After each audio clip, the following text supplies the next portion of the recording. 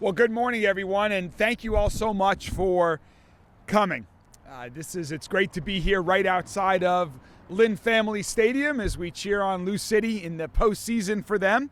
We're excited about the coming weeks for Lou City, but we are not here today to talk about the great sports things that are happening around the community, of which there are many, including a great U of L basketball win last night. We are here to talk again about lighting in public spaces. Now, this is the second week in a row that we've asked you all to join us to talk about lighting in public spaces. Last week, we unveiled the wonderful, colorful, and exciting new LED lighting that we're installing on underpasses connecting New Lou and the Central Business District. And today's announcement is a little bit different, but it also relates to lights on public roadways, like the street lights that you see behind us. The street lights that we want and need to be on to promote public safety so that everyone, whether they're on a sidewalk, walking, or whether they're in a car on our interstate or on a road, has access to our street lights. And we are seeing an issue in our community where too much copper is being stolen from these street lights, like the ones that you see behind us that have been hit several times. Lights are a basic public service. They're a public safety priority, and we take their maintenance and protection very seriously, both at Louisville Metro Government and our partners with Kentucky Transportation Cabinet. Louisville Metro Government is in charge of all of our local municipal roadways around our city, and Kentucky Transportation Cabinet maintains our state roads and interstate highways like the ones right behind us. And on all those roads, there's a challenge that we're facing that it impacts the public safety. If you've occasionally driven around the city at night, you may wonder why a particular street light is not on. And in many of those cases, the reason they might be dark is because there's been an outbreak of copper wire theft across our city. This is happening across the country, and it's definitely hit us here in Louisville. The resale value of copper and other metals has gone up, and thieves have targeted important public infrastructure, including streetlights, but not just streetlights. Communications infrastructure has also been hit, and that can affect people's phone service. It can also affect important emergency services like 911. Utilities are also impacted by this copper theft. These thieves are causing millions of dollars of damages to critical infrastructure around our city. They're also creating safety hazards for drivers and pedestrians and potentially leaving neighborhoods more vulnerable to crime when street lights are out. That is unacceptable. And so we are here today to talk about the action that we are taking. We are taking action. Today, I'm proud to announce that our office is helping to launch the Critical Infrastructure Task Force. This task force is comprised of representatives from the Attorney General's office, the Commonwealth Attorney's office, the County Attorney, Louisville Metro Council, Louisville Metro Police Department, and other law enforcement agencies, as well as the Kentucky Transportation Cabinet and private sector partners like AT&T, LG&E, Spectrum Charter, Communications, also secondary metal recyclers, and others. The goal of the Critical Infrastructure Task Force is to coordinate all of our efforts so we can prevent these copper theft crimes, catch the individuals who are responsible for the crimes, and prosecute the criminals who are committing these crimes. And since this task force is a public-private partnership, I'd like to first introduce one of our partners, the president of AT&T Kentucky, Carlos Sanchez. Carlos?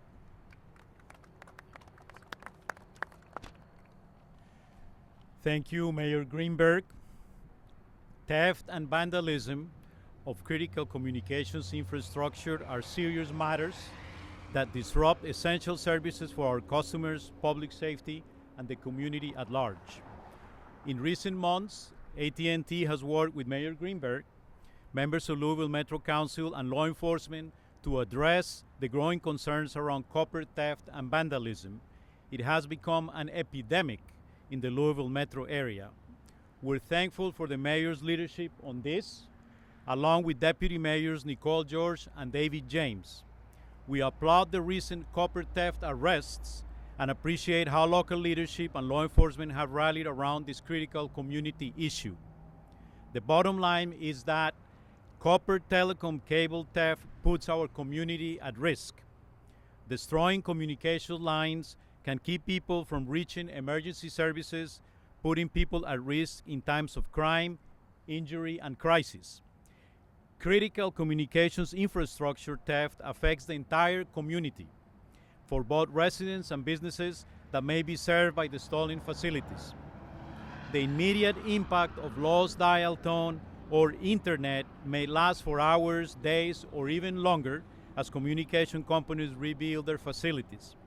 In addition, copper thieves are indiscriminate in the cables they cut. On many occasions, when they're trying to steal copper lines, the thieves cut fiber optic lines that provide critical connectivity for area residents and businesses and backhaul for our wireless network. At the same time as the industry is working to bridge the digital divide, copper thieves reduce the investment dollars available for continued expansion and growth of the communications network. Because the reality is, the dollars spent for rebuilding and repairs required because of vandalism and theft are dollars which cannot be used for future network upgrades or expansions. AT&T joins the city, the Kentucky Transportation Cabinet, and others in offering a reward for specific and detailed information that leads to arrest and conviction for copper cable theft or the attempted sale or purchase of a stolen copper cable from AT&T anywhere in Kentucky. Tipsters with information can remain anonymous and should call local law enforcement and AT&T Global Security and Investigations.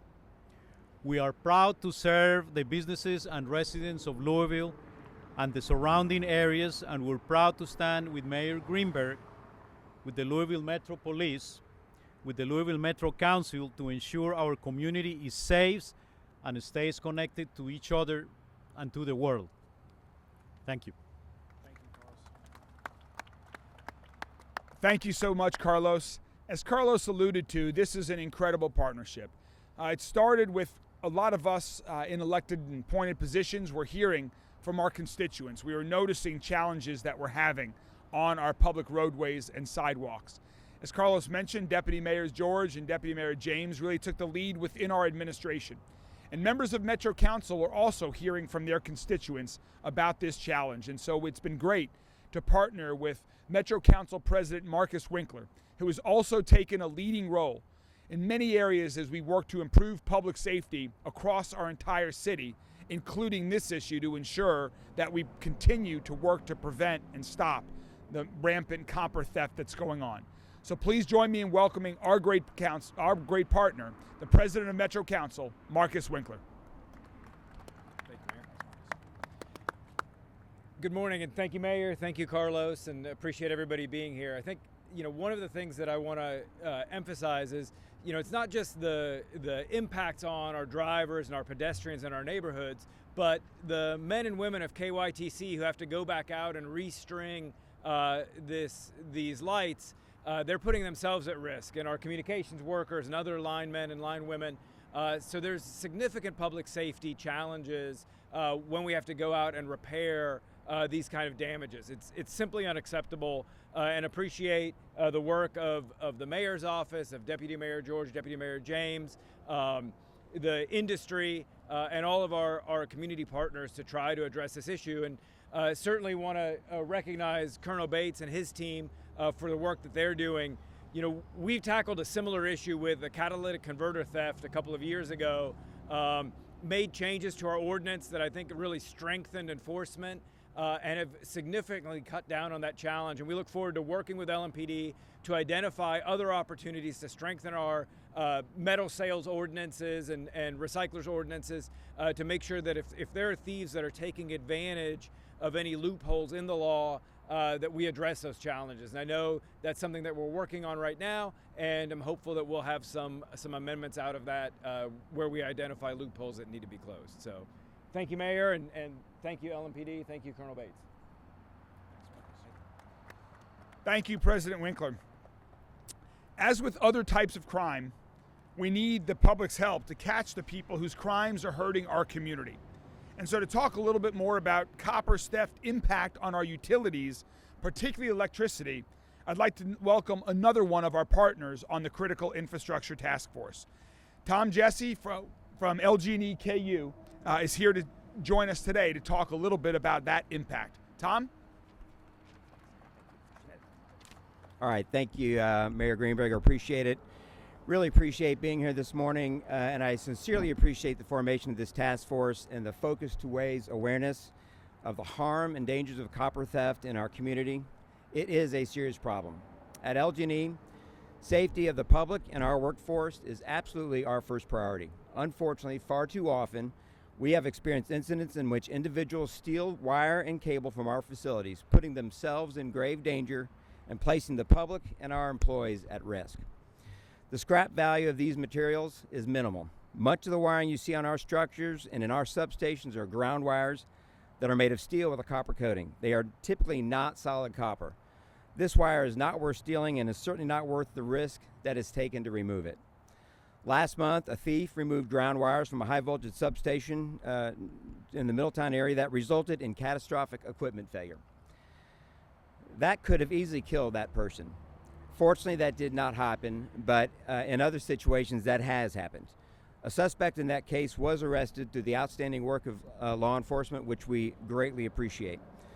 The bottom line, stealing wire and cable from an electric utility is very dangerous, and it's a crime.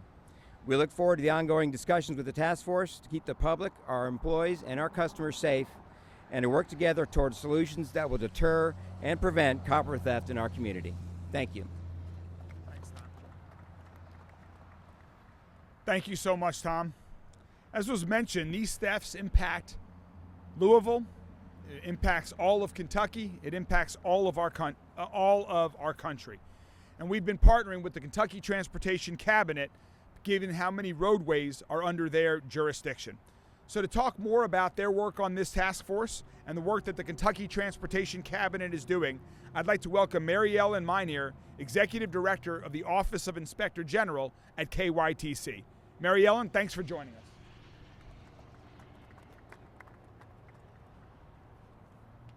Thank you, Mayor Greenberg. It's an honor to be part of this task force. We're looking forward to working with all of our partners to reduce these crimes and ultimately to prosecute those responsible for them. Ensuring Kentuckians are safe and promoting the efficient use of taxpayer resources are top priorities of the Beshear administration. As you all have heard, copper wire thefts are plaguing the Louisville metro area.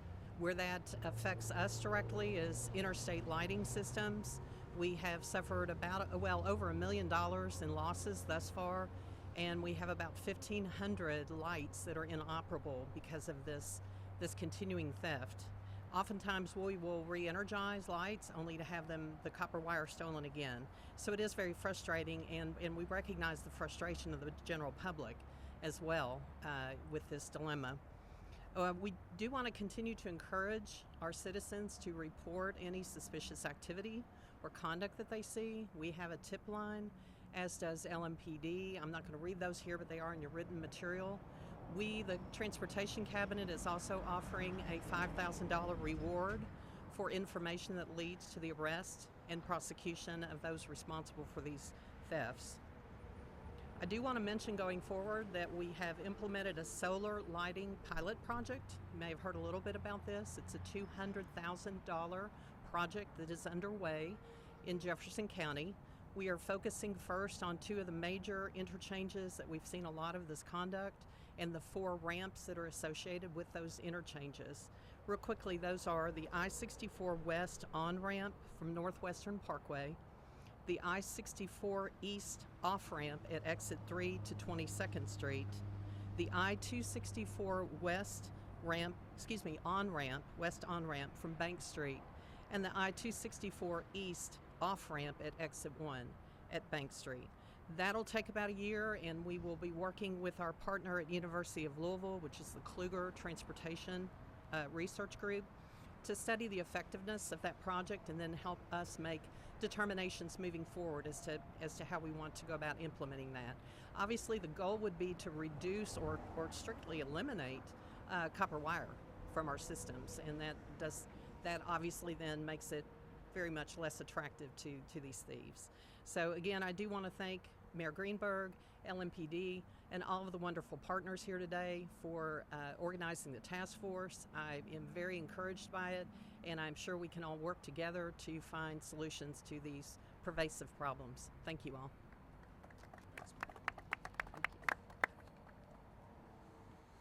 Thank you very much, Mary Ellen. Thanks to Secretary Jim Gray. Thanks to Governor Beshear for all of your support of this task force. It truly takes state and local officials working together with the private sector to make this happen.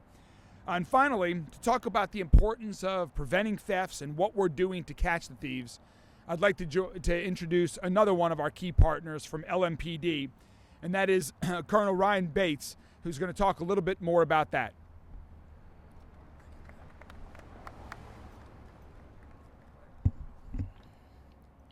Good morning.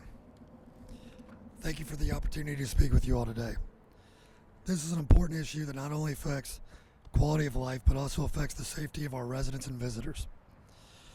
LMPD is here as the law enforcement arm of this task force. Louisville Metro is experiencing a concerning amount of copper theft and wire theft recently. To give you perspective, copper theft obviously impacts public safety. LMPD's top priority is keeping the public as safe as we possibly can. Wire theft negatively impacts 911 calls, can cause an interruption to government services, and also has a negative impact on employee and community safety. As you've heard, the Kentucky Transportation Cabinet reports a loss well over $1 million. This loss includes not only the wire theft, but replacement costs and labor. What we are doing, the Louisville Metro Police Department is improving communication amongst our patrol division detectives, our major crimes division, pawn units, to identify, locate, and arrest people stealing copper and wire throughout the city. We are conducting audits and citing non-compliant secondary metal recyclers. We are communicating with secondary metal recyclers regarding the need for compliance and how to maintain records and information in accordance with the ordinance. We are working with the Jefferson County's Attorney's Office to develop changes that strengthen the ordinance and reduce opportunities for criminals to sell and profit from stolen wire or copper.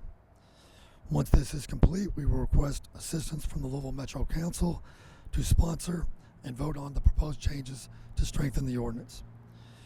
We are collaborating and sharing information with other agencies working on similar cases in their jurisdiction. We need for the public to remain vigilant and report any copper or wire theft they see in a timely manner. Also, to provide us with information that they may have about wire theft and any suspects.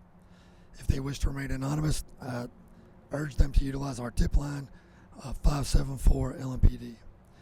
I would like to thank our partners at AT&T, LG&E, the Kentucky Transportation Cabinet, Alcohol Beverage Control, St. Matthews, Middletown, Shively Police Departments, and the Jefferson County Sheriff's Office. We appreciate our local secondary metal recyclers for collaborating with us on ways to help mitigate these issues. We'd also like to thank the mayor's administration and the public for recognizing the need to address these issues and to help make our city safer. Thank you.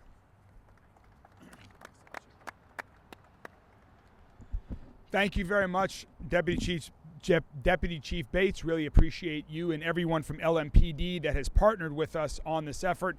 Thanks to President Winkler and Metro Council, to LG&E, the Kentucky Transportation Cabinet, to AT&T, Carlos and his entire team, Deputy Mayor, Mayor James, and Deputy Mayor George, and everyone else that is working on this. We will continue to stay vigilant. We will continue to work to prevent copper theft, and we will continue to work in partnership to ensure that those that are stealing copper are held accountable. And before we take any questions, just one other unrelated item to share, some good news. As you've heard me say before, sustainability is a key priority for our administration. It informs the work of all of our work in all of the city agencies and all of our partners.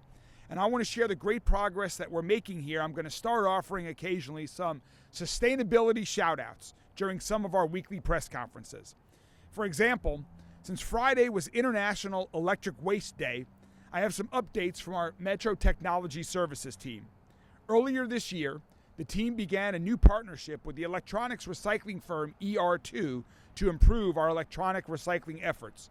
And this collaboration has produced more than 11 tons of product waste being recycled, saved over 3,600 gallons of water, reduced over 32,000 pounds of greenhouse gas, more than 7,800 pounds of total metals diverted, and $44,000 returned to the city's general funds.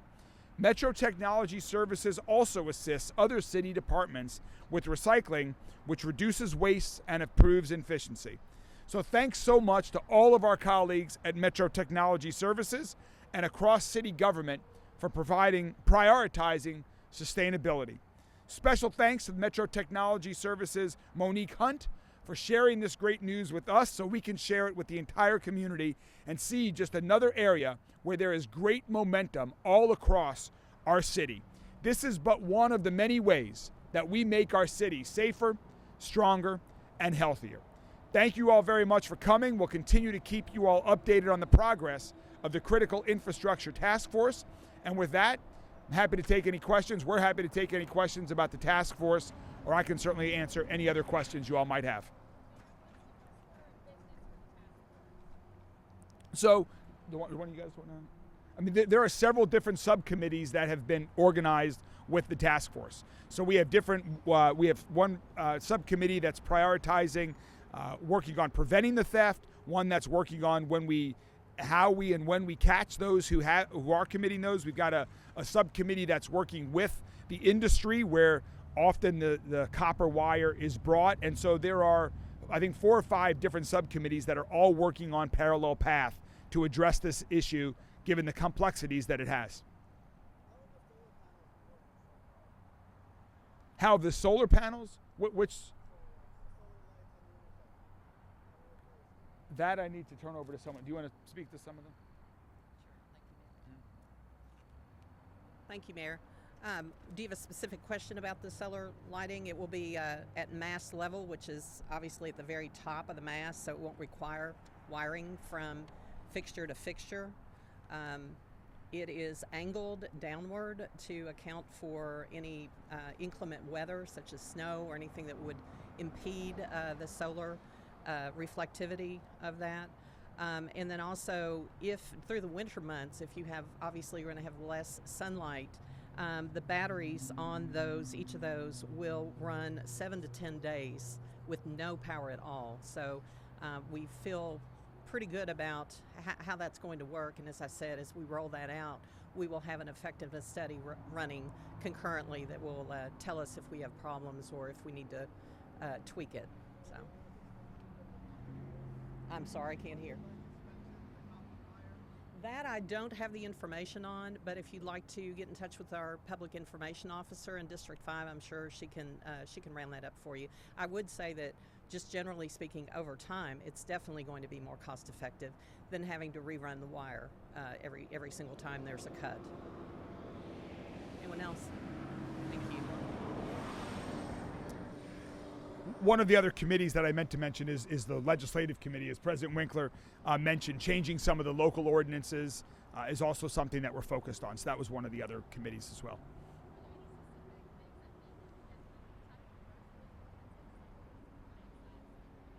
Do you want to talk about that one?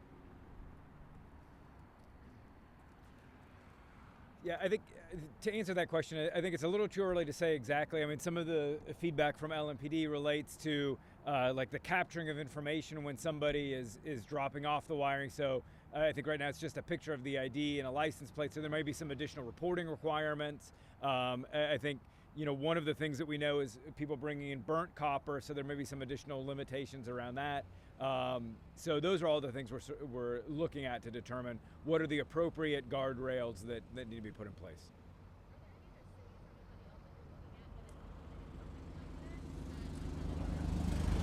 I don't know the answer to that offhand, so yeah.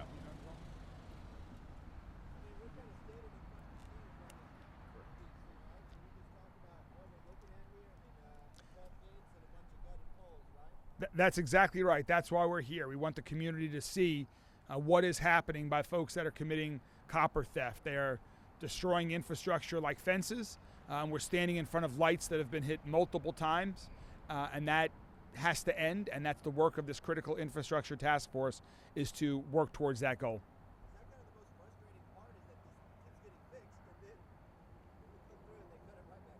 That is one of the many frustrating parts about this, yes. Yeah. Okay, wait 1 second.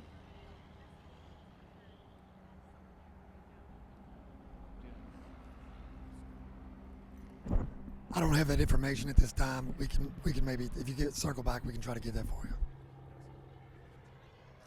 you. Yeah, I'm sorry. The question was about how many open investigations do we have, and Deputy Chief Bates does not have that answer, but he's going to get that answer. We believe it's multiple groups of individuals. It's not just one person committing all the copper theft around the city.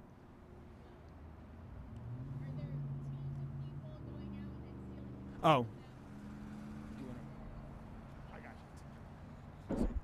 I mean, we have cases where people have worked together to do this, but I don't know if I would consider them an organized group or just a few guys that got together to go out and commit this type of theft on any given night. Anything else?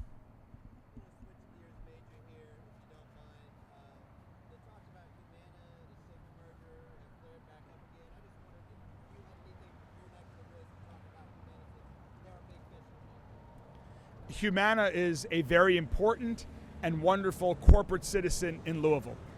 For the past many decades, they have contributed so much here, helping drive our economy, creating thousands of new jobs, giving back to our city, giving back to nonprofit organizations, and we want Humana to continue to grow here in Louisville. And based on my conversations with their new CEO, Jim, and many of the other senior executives of Humana, that is my expectation and belief that Humana will continue to grow here in Louisville, continue to be a critically important part of our city for years to come. I should have repeated the question. The question was just about Humana's future here in Louisville.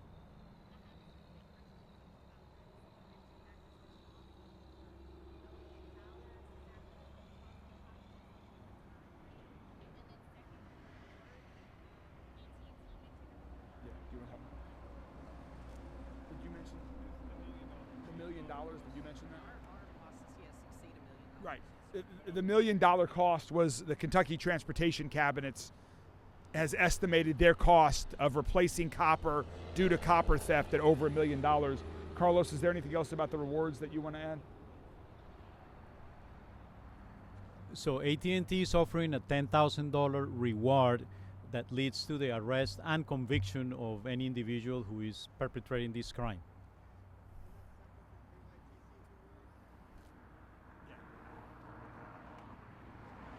Yes, the Transportation Cabinet is offering a $5,000 reward that is in addition to AT&T's reward. Ours is designed for copper theft, but obviously we're all a team here. We want to solve these issues. And we do have a tip line, and that's in your written material as well. But I believe all three entities have tip lines now, LMPD, Office of Inspector General, and AT&T as well.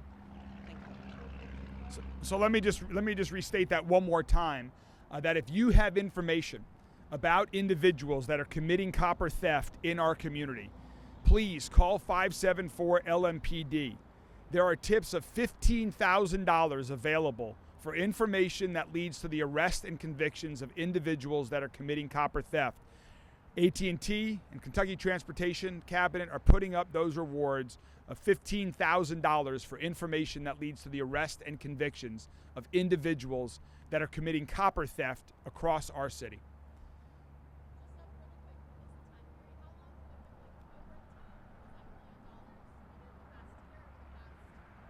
2 years. Yep. All right. Thank you all very much. Have a wonderful day.